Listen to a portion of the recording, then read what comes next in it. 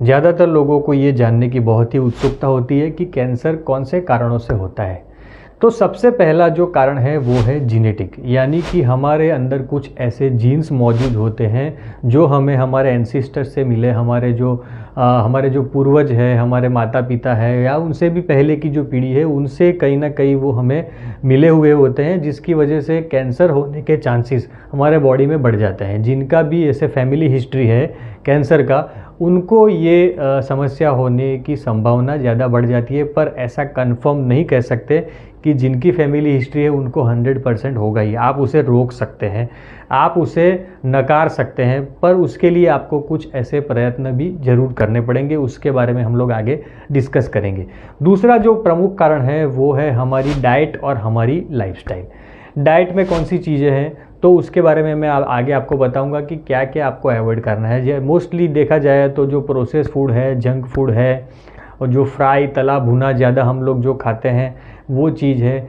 Lifestyle में देखा जाए तो लैक ऑफ एक्सरसाइज, यानी कि जो एक जगह पर हम लोग ज़्यादा देर तक बैठे रहते हैं, फिज़िकल मूवमेंट जिन लोगों की ज़्यादा नहीं होती है, उनका काम ऐसा होता है कि वो ज़्यादा चल फिर नहीं सकते, टेबल पर बैठे रहना है उनको, काम उसी के ऊपर करना है, या वो इतने एबल नहीं है कि वो ये थोड़ा चलना फिरना या वॉकिंग वगैरह कर सके। तो ऐसे लोगों को भी कैंसर होने की संभावना ज़्यादा होती है, जिसके साथ में कई सारे डिसीज़ भी जुड़े हुए हो, जैसे कि डायबिटिक पेशेंट को भी कैंसर होने की संभावना ज़्यादा होती है।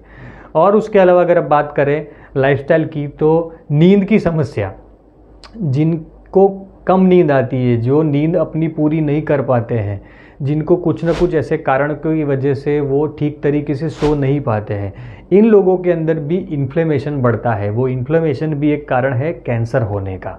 तो ये जो फैक्टर है उसकी वजह से भी कैंसर होने की संभावना बढ़ जाती है। तीसरा प्रमुख कारण जो है वो है टोबैको, तंबाकू का सेवन करना, किसी भी फॉर्म में हो, सिगरेट हो, चबाने का तंबाकू आता है वो हो, गुटखा हो, कोई भी फॉर्म हो, तंबाकू और अल्कोहल भी उसी श्रेणी में आता है, क्योंकि अल्कोहल की वजह से भी आजकल दुनिया भर में कैंसर के केसेस बहुत ही बढ़ रहे हैं। पांचवा और प्रमुख कारण जो पर्सनली मैं मानता हूँ कि ये सबसे बड़ा रीज़न है कैंसर होने का, मेरा जो सब्जेक्ट है वो कि स्ट्रेस। आजकल की लाइफ में स्ट्रेस इतना बढ़ चुका है लोगों को कि उसकी वजह से उनको कई सारे डिसीज़ हो रहे हैं। उनमें से एक जो है वो है कैंसर।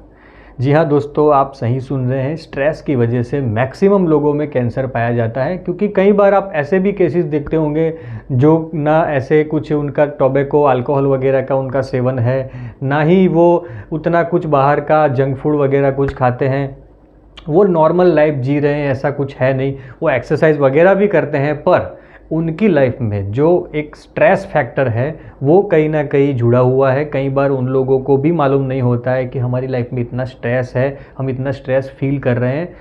इन लोगों को भी कैंसर होने की संभावना बढ़ जाती है। इस पे थोड़ा हम लोग टाइम देंगे कि स्ट्रेस के बारे में थोड़ा मैं डिटेल में आपको बताऊं। देखिए, पहले तो ज़्यादा चिंता करने वाले लोग, ओवर एंग्जाइटी, कुछ भी छोटी छोटी बातों में ज़्यादा चिंता करना, कुछ भी बात अगर उनको कही जाए तो ज़्यादा मन पे ले लेना, विचलित हो जाना।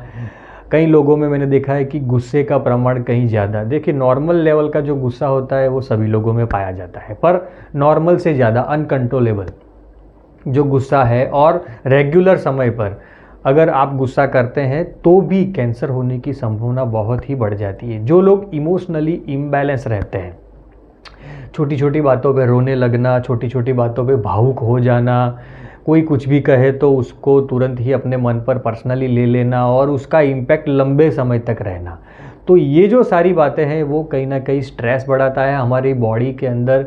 हाँ, ऑक्सीडेशन बढ़ाता है, जिससे कि हमारी उम्र भी फटाफट बढ़ती है। ऐसे लोग ज़्यादा बूढ़े भी लगते हैं, जो उनकी उम्र होती है उससे ज़्यादा उनकी उम्र लगती है। तो ये ऑक्सीडेशन का प्रकोप है, और ऑक्सीडेशन की वजह से ही हमारे बॉडी में इन्फ्लेमेशन बढ़ता है और कैंसरस सेल्स डेवलप होने की शुरुआत हो जाती है। तो स्ट्रेस एक सबसे बड़ा फैक्टर है, आप ये समझ लीजिए। अगर आप उसको कंट्रोल कर लेंगे तो बाहर के जो फैक्टर्स हैं, एक्सटर्नल फैक्टर जैसे डाइट, एक्सरसाइज, ये वगैरह तो आप इजीली कर पाएंगे। पर सबसे पहला प्रायोरिटी जो है वो है स्ट्रेस को कंट्रोल करना, अपने आप को काम डाउन रखना, कंट्रोल रखना, बैलेंस रखना, ये बहुत ही ज़रूरी है।